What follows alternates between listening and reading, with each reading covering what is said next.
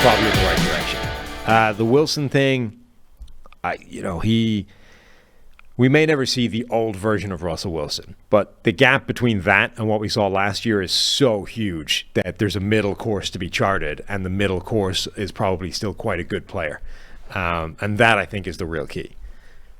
Yeah, let's start with Russ and getting him back on track. Clearly his worst season last year, but his multi-year sample is really interesting as well, right? There was you go back 4 or 5 years, those years we can't remember anymore.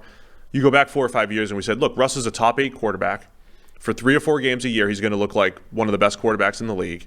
For 3 or 4 games a year, he's going to have just a dud, just a terrible game. He still might lead a fourth quarter comeback, and You're going to win with 12 points or something. But that's kind of Russell Wilson.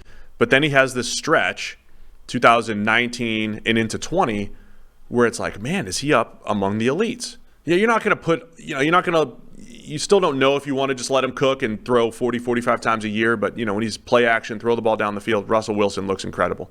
Middle of 2020, there was a drop-off. 2021, injures his finger, and he's got some issues when he comes back from the finger. Is it the injury? Is it regression? But there was a stretch of play from 20 into 21 where Russell Wilson was in the 20s when you're ranking quarterbacks by PFF grade. And again, confounding factors, right? Is it the finger injury? What is it? Yeah. And it actually proved to be kind of predictive of his 2022, maybe. I mean, like the results looked like, yeah, that's what you are. You're in the 20s. You're not good anymore. But it did coincide with Nathaniel Hackett and everything else that was going on there in Denver. So now I think the question is, can Payton help Russ just creep back toward average?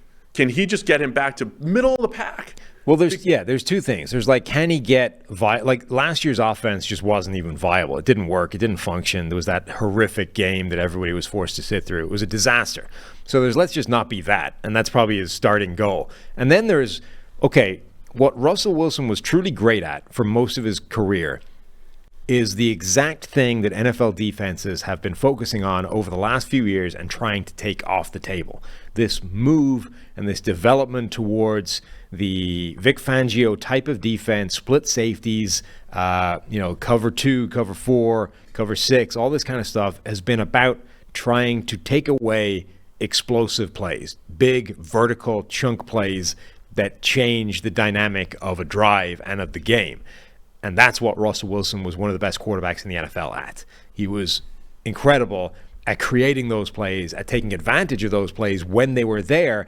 And when you look at that initial beginning of his decline, some of those, the worst games he had were against Brandon Staley and the Rams, where he just ran into that defense and couldn't figure out what to do with the ball.